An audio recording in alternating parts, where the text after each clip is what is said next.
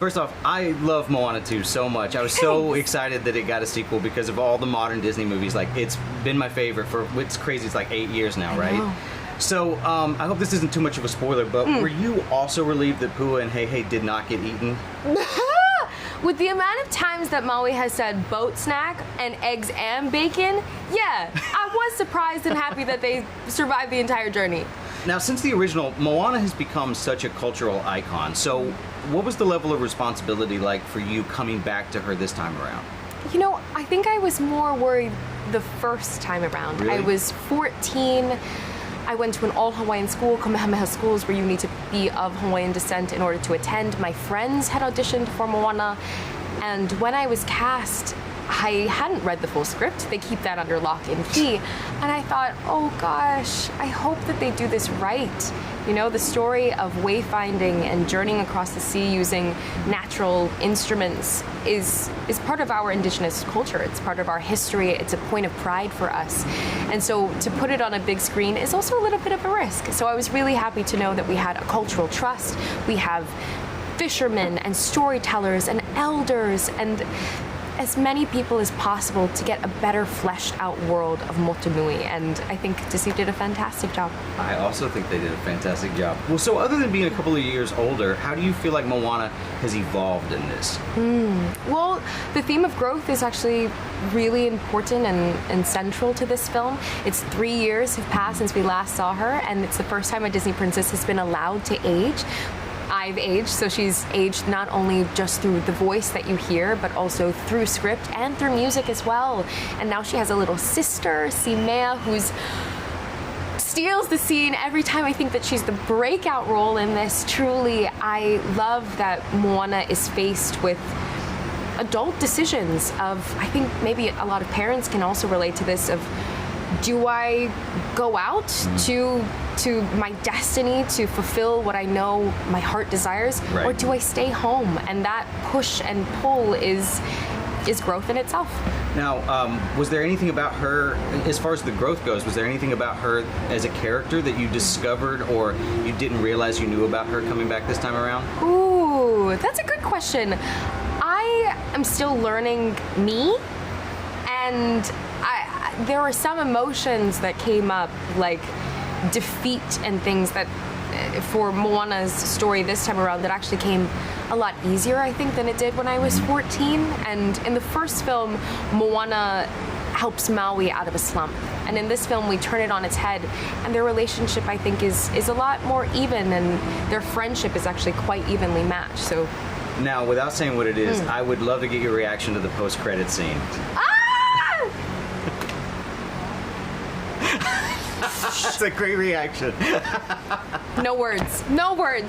Well, do you have any theories about where Moana might go if there is a third film? Oh, you know, I love that we have stories of Maui, stories that I grew up with, how Maui pulled islands out of the sea, how he slowed down the sun. So I can easily tell you 100 more that could go into this film or any other, but Moana has so much more story to tell, and I hope I don't have to say goodbye to her anytime soon. Well, last question for you. I need to know if you've seen Dwayne in person as Maui yet. I have. I've been to set, and he is rocking that look, let me tell you. Those Can you locks even put get mine his to shape. your arms around him? Oh yeah, he gives a great hug. First things first, I want to thank you guys for not letting Pua or Hei get eaten in this one. I was a couple times, I was really worried. I tried really hard, but, you know, they live. Now, was there Spoiler. a particular Polynesian legend or myth that served as key inspiration for the sequel? No, I wouldn't say a specific one. We did a lot of research, and I think in talking to our cultural trust, we also tried to find inspiration from stories that are similar across different areas of the Pacific. But really, when it came down to it, we got excited about having a big bad, if you will, that was really tied to nature, because that's so fundamental to what so many of our stories in the Pacific are about. It's crazy for me to think that, like, it's been 8 years since the original Moana 2. So how has the animation process evolved since the first one? You know, our animators, just as artists, like, they are always honing their craft, getting better and better at what they do. And the tools that they have at their disposal are also improving. But I think it goes hand in hand with the people behind that technology.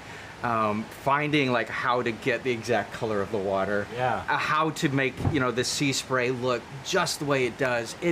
Every artist controls every single pixel that you see, and we are in awe of that. But what they were able to do that we couldn't do before is more complexity, more characters, more chaos in this storm, and it just really freed us up as storytellers to tell the biggest story possible.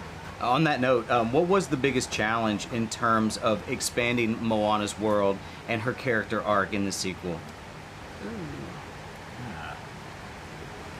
I can only imagine how daunting it is to have an instant classic like the first one and be like, well, we gotta at least match this. I would say the good news is I don't think I fully comprehended the extent that everyone loves Moana as much as we all do.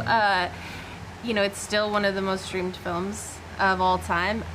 We just really approached it as character first. I think, if anything, a challenge that we were really excited about was taking that first film and being true to it, not trying to reinvent Moana and who she is, and not try to undo any of the personal growth, that story of identity that she experienced, but really trying to craft a story that felt true to Moana but bigger, and that was pushing her forward into the future. And I think we found we found the way to do that. It's those tonal elements where you want to go and enjoy, because people love the first film like us so much. But you don't want to have the same exact experience, and so we definitely we're very mindful of the first film being about Moana reconnecting to her past, understanding who they are meant to be, and this film really all the choices are about what's going to be the future of her people, and so that led us to different choices that it just expands Moana's character, and she has to be as a leader, she has to figure out how to create that future for her people. So it gave us a lot of new ideas for her. Now, I don't want to say what it is, but there's a post-credit scene that gives me hope that we're going to get a Moana trilogy. so I want to know how much story was mapped out beyond the sequel when you guys were working on it. We were focused on Moana 2, bringing that canoe, all the way to shore. It has been a passion project for all of us. We've been working on it for about 4 years now. And so we have, been making these new characters, building out the world, and we can't wait to share it with everyone on November 27th. I do love that scene, though. It's both funny and tantalizing, I guess, right? It was very tantalizing. I'm very excited. I'm hoping 4 years. I'm doing the math. 2028, maybe. I don't know. Last question for you guys, just because we're here all celebrating Moana. I want to know what's your favorite song from the original, and what's your new favorite song from Part 2. I love How Far I'll Go. And my new favorite from the original changes all the time, but I'm really into Beyond right now because my kids are singing it nonstop. I love I Am Moana from the first film. And storyboarded it too. I did, yeah. You heard it a few times. I did. And I'd say Mana Vavau, which is a song that Maui sings towards the end of the movie, that it always brings me to tears. It's incredible. Yeah. The first film, is it the Village song? They always call it the Coconut song, but what is the Village song that her dad sings to Moana? I have no idea what it's called. Anyway, that one, I love that song for some reason. I don't know, it always just got me. And then in this film, Can I Get a Chihu?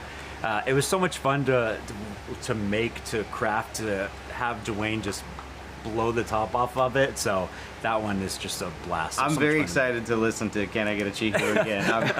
It was so much fun to me. And I still sing You're Welcome now when I'm talking to people. I just go, You're welcome. Anyways, thank you guys so much for your time. I really appreciate it. All right, thank you so much. Thank you so much for your time today. Moana 2 is amazing. Moana is my favorite of the modern Disney movies, so it's such a treat for me to get to meet you. Thank you. First off, I want to thank you for not letting Boat Snack get eaten. I hope that's not a spoiler. I think there was a lot of debate whether Hey should make it through this one, and I'm happy to say that once again the dumbest chicken on the planet survives. It's amazing. Well, how did Moana 2 come about? Did you approach Disney with an idea, or did Disney come to you after the success with the original?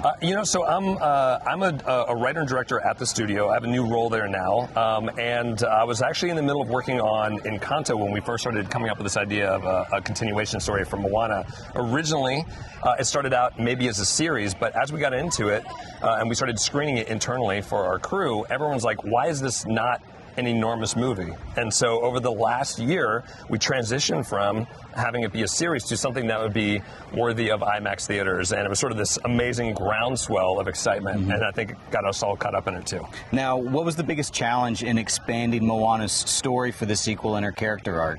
You know, I think the most interesting thing is that her character arc actually remained the same. I think the trickiest part of that was in a feature, you want that arc to be this very enormous thing that really culminates in Act 3. And so it was really repositioning the movie so it really featured Moana as this dominant hero throughout.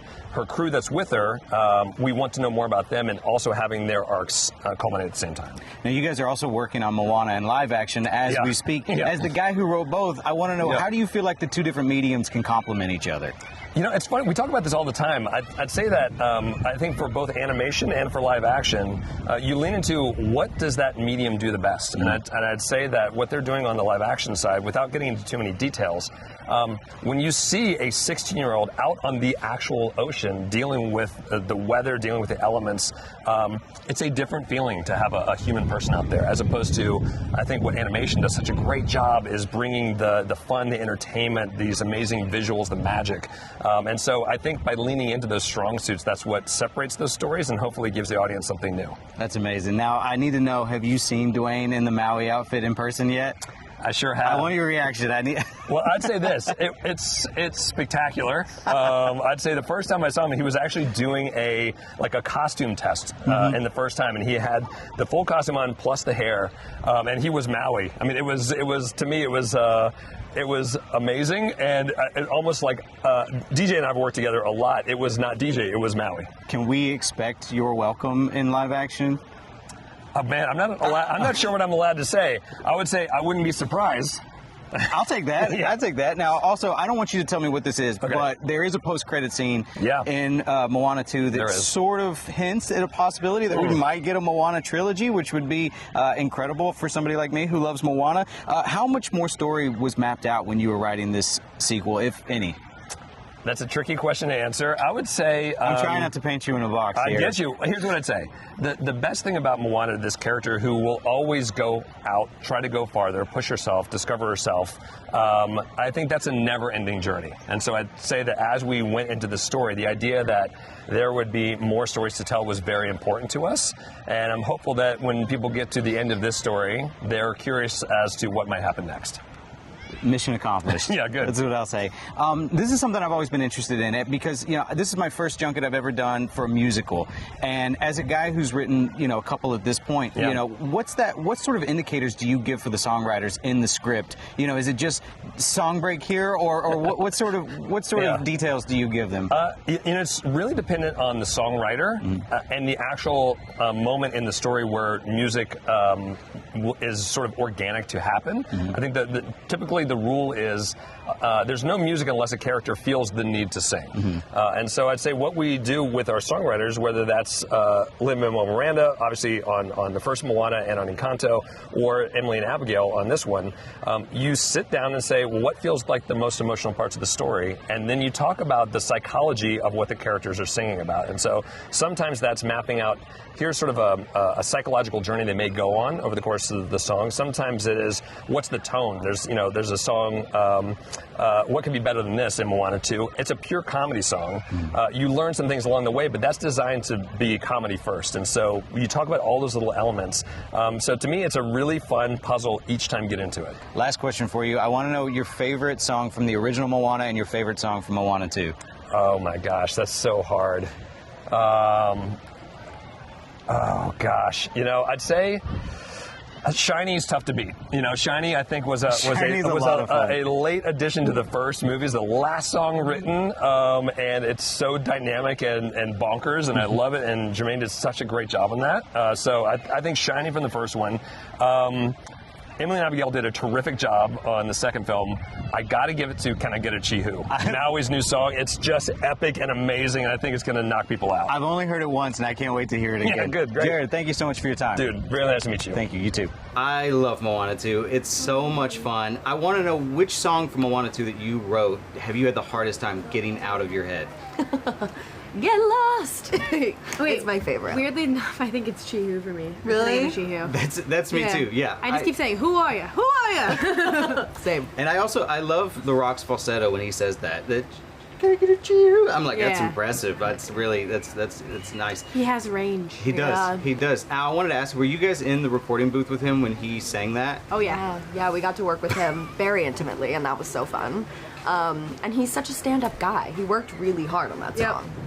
I think working with the actors is my favorite part because you get to hear your music come to life, and it's really wonderful. That's so incredible. Now, Moana is filled with iconic songs now, you know, with Disney that like is just across the board. Like Disney songs are iconic, but Moana is like one of those modern Love movies it. that like it's so good. So I just can only imagine how daunting it was to follow that and come aboard with this new music. So did you guys have any sort of reservations at all when this was offered to you? I mean, it's a daunting challenge, of course. I mean, the music is incredible and beloved. But I think we saw it as like a challenge that was doable and possible, especially because, you know, we booked the job when Emily was 20 and, you know, Moana's 19 in the second film. So we felt like it was an easy ask to step into her shoes and really honor her perspective. It was like writing for a friend, which I feel like is a really beautiful thing because, I mean, at least I feel like I understand her thought process in a way that you really could only do if we're the same age as her. But I think it's the same for any project that I'd want to start. Yeah. And especially a Disney movie. I want anything that I work on to be the best it possibly could be, and this is no different for us. So, like, yes, it's a daunting process, but I do feel like for creatives, something that challenging creates the best product because it pushes you outside of your comfort zone. Right. Now, I've always wondered, because this is the first musical junket that I've ever worked on, so like when you're reading a script for a musical, what sort of like descriptors or indicators do you get in the script when it comes to the sort of tone they want for the song in that particular spot? They gave us a lot to work with. I think they had a good idea of where the songs were going to be placed in the film, but also they always wanted to hear what we thought and honored our thoughts and feelings about it too. It's like a big conversation, I feel like.